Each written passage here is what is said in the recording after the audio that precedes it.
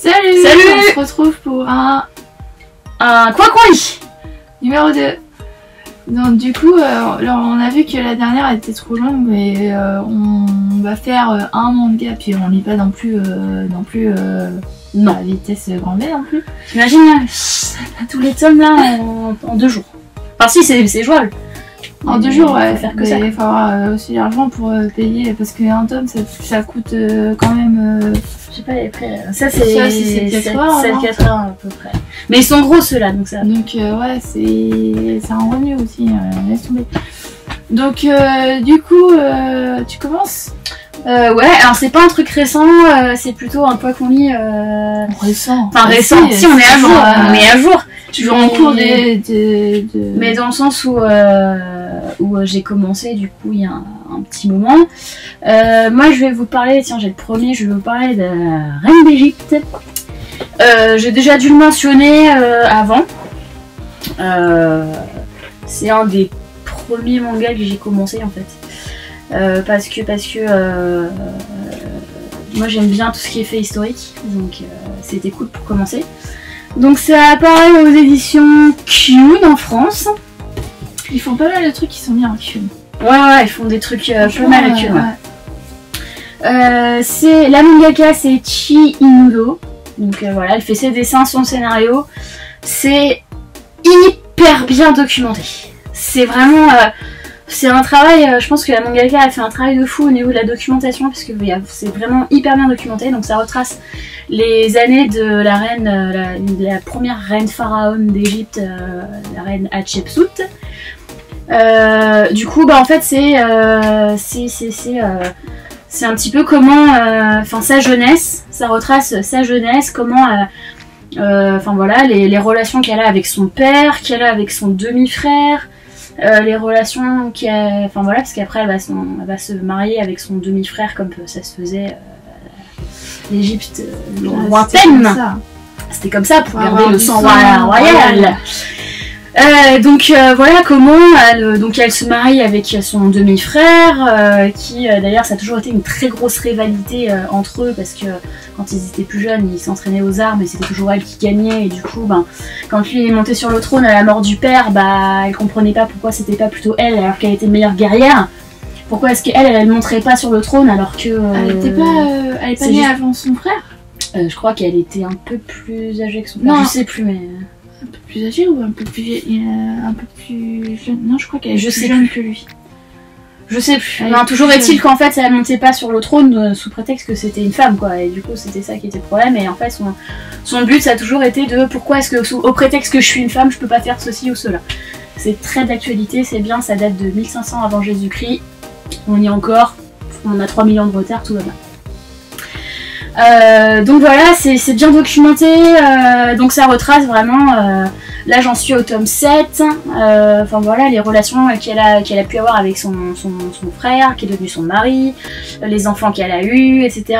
Après, ça parle aussi, parce qu'ils ont plusieurs épouses, le frère il a la grande épouse royale qui est Dame Hatshepsut, et puis il en a une deuxième avec qui il aura des enfants aussi, enfin c'est politique, c'est un héritier. Voilà, c'est comment, enfin les accessions au trône, au pouvoir, enfin c'est tout un jeu politique, plein de magouilles, plein de machins, enfin voilà, c'est bien tourné, c'est bien documenté, c'est bien dessiné aussi, vous voyez passer les images, c'est très bien dessiné, franchement les dessins ils sont vraiment sublimes.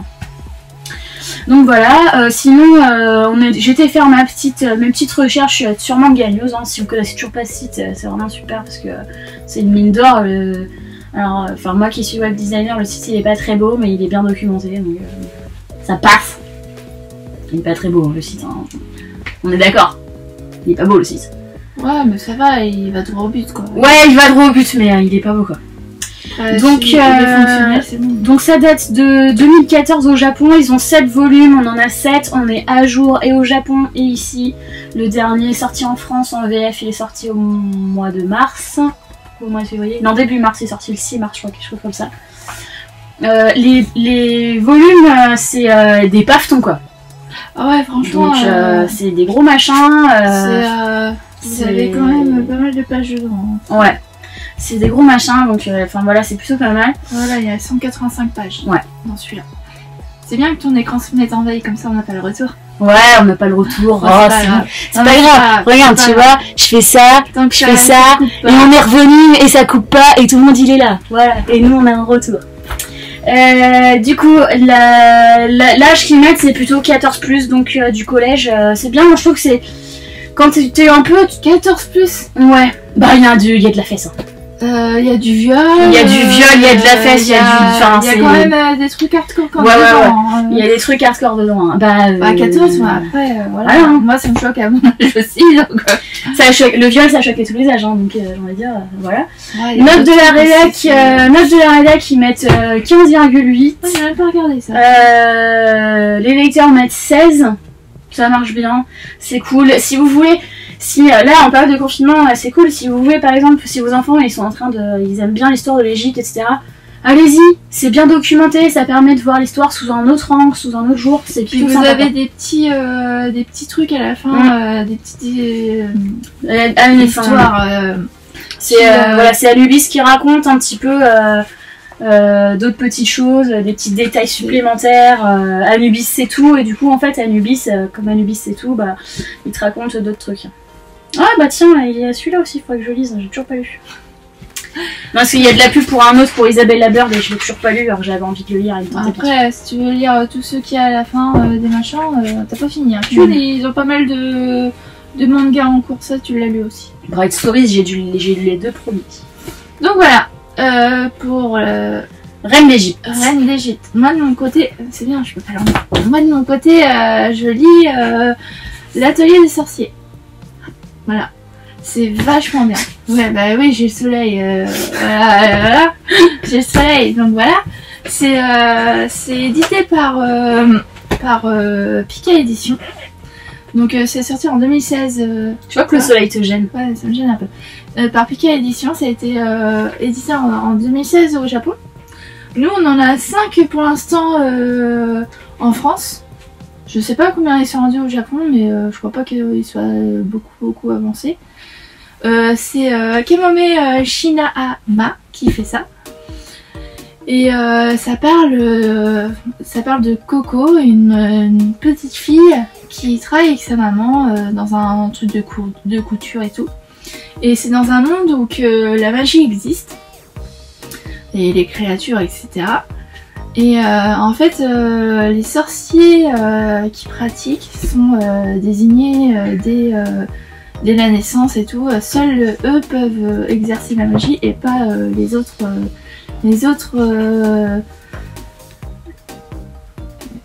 T'as des déco là. Ouais, mais je t'écoute là.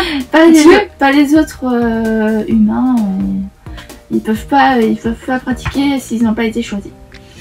Donc du coup, bah Coco, bah c'est une petite fille qui est émerveillée de tout ça, et puis la magie, c'est vraiment, enfin voilà, ça la passionne et tout, elle kiffe ça, mais bon, elle est simple couturière avec sa maman. Et un jour, elle rencontre un homme qui lui donne un livre magique et puis un encrier, mais un truc avec. Enfin, un homme avec un masque et tout, enfin, c'est trop bizarre. Donc, elle le prend. Alors, soit un truc bien connu, elle le prend. Tiens, un bonbon. Voilà. Et c'était de l'extra. Et un moment plus... Ouais. un moment plus... Bah, elle met de côté le livre et tout ça dans sa chambre et tout. Et elle le met de côté. Et un jour, ça arrive au village, un grand sorcier, un maître sorcier qui s'installe dans une chambre et tout à l'hôtel du village et qui passe en même temps à la boutique et tout pour je sais plus, pour une cape, je sais plus pourquoi, il y a longtemps que j'ai lu le premier. Et du coup Coco elle est admirée, enfin tu vois qu'elle est admirative devant ce personnage et elle le suit et tout au niveau de son hôtel.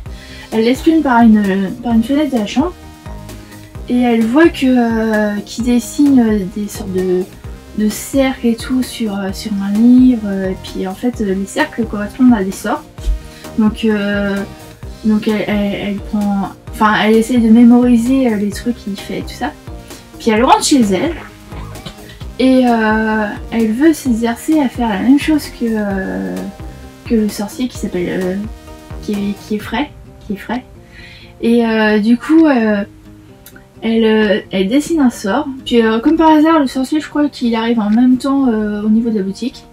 Elle dessine le sort et en fait je sais plus trop comment ça se passe au niveau de la réalisation du sort, mais ce sort transforme sa maman en pierre. Et du coup, vu qu'il n'y a que elle qui sait comment elle a dessiné le sort, il n'y a que elle qui peut savoir comment refaire. Donc après l'histoire, ça va être au final de changer sa mère en humaine, quoi. Il y a deux choix. Hein. Le sorcier, c'est soit il apprend en disciple, soit il lui efface sa mémoire. Et généralement, ils effacent la mémoire des gens. Et là, exceptionnellement, il apprend sous son aile et tout ça. Et en fait, l'histoire, ça va être qu'elle va essayer de voir pour refaire le sort. Enfin, déjà qu'elle refasse le sort initial et qu'elle essaye de voir pour c'est un peu compliqué pour retransformer sa maman en humaine et plus en pierre. Et du coup, elle lui a fait le sort de Mélus, quoi. Ouais, il y a toute une histoire un peu sombre autour de Coco parce que du coup, c'est qui ce personnage au début qui lui donne cet encrier et puis le livre. Tu vois la drogue. Hein. Donc voilà, donc elle se retrouve dans une sorte de maison où il y a plein de petites filles, elles sont toutes disciples, c'est un peu Harry Potter, enfin voilà. Mais c'est vachement mignon, il y a plein de créatures sorties de l'imagination de la mangaka. Et moi j'ai des éditions un peu spéciales de ce manga. J'ai des. Qui est-ce qui fait ça? C'est vos éditions quoi? J'ai dit, c'est Pika Édition. Pika. Et ils font des trucs, bon là c'est une édition simple que j'ai. Et de temps en temps vous avez des éditions. Attends, je remets l'écran. Vas-y, continue. De temps en temps vous avez des éditions un peu spéciales où allez bim, je l'avais dit. Où en fait vous avez des je sais pas si vous allez voir. Mais si on voit. Des jaquettes qui sont réversibles. Et on peut pas les trouver comme ça parce que vous en avez qui sont, vous voyez, il y a un tome, je l'ai en double parce qu'il y en a une, c'est une édition où la jaquette n'est pas réversible et l'autre, oui. Donc voilà. Et vous avez aussi des petits goodies qui étaient avec, quand vous prenez des collecteurs, là vous avez une sorte de jeu de cartes. Relevez les défis pour devenir un sorcier accompli. Ce jeu contient 16 cartes magiques. Non, 16 cartes magie. J'ai des lunettes mais je vois pas mieux, c'est bien. Des cartes personnages, des cartes de quête, des cartes récapitulatives. C'est de 2 à 4 joueurs. Donc voilà. C'est un petit jeu. T'as les cartes qui sont dans un dock et tout. Enfin voilà quoi. Donc ça c'était une version collector que j'ai eue avec les règles du jeu. Avec le manga. Et vous avez eu une autre édition avec un autre livre qui avait une sorte de carnet où vous pouvez écrire et il y a justement les cercles magiques dedans. Donc voilà. Et le tout premier était vendu, vous aviez une édition simple et sinon vous aviez une édition avec un petit artbook. Trop beau, les dessins sont magnifiques dedans. Hop, que je vous en choisisse. Ils sont superbes les dessins. Non mais c'est bon, normalement on voit. Bon, on voit quand il y a le soleil. Quand il y a le soleil. On est ébloui par la lumière. On va pas se plaindre. Non, on va pas se plaindre. Du coup, ouais. C'est sympa si t'aimes le fantastique, tout ce qui est magie, sorcier, les mages. Ah, c'est beau. Même, toi qui aimes l'épouvanteur, du coup, ça fait penser quoi. Ouais. Mais du coup, ouais, les créatures magiques, tout ça. Il y a des trucs qui sont parce que elle est un peu étourdie, elle fait des gaffes. Enfin voilà, il y a un côté drôle. Après, il y a des côtés un peu plus sombres. Enfin, franchement, il est bien. Pour ceux qui aiment un peu tout ce qui est magie, créatures et compagnie, c'est vachement bien. Donc voilà, pour le quoi qu'on lit. Pour le quoi qu'on lit, ouais. On espère que ça vous plaît toujours. Nous, on essaie de choper des informations à gauche, à droite. Ouais, bah puis on partage surtout les lectures qu'on a aimées, hein, je pense que c'est le plus important. Après le reste, YouTube est assez grand pour aller vaquer à d'autres occupations si ça ne plaît pas. Hein. Nous, on aime bien parler des choses qu'on a aimées et puis on partage avec vous.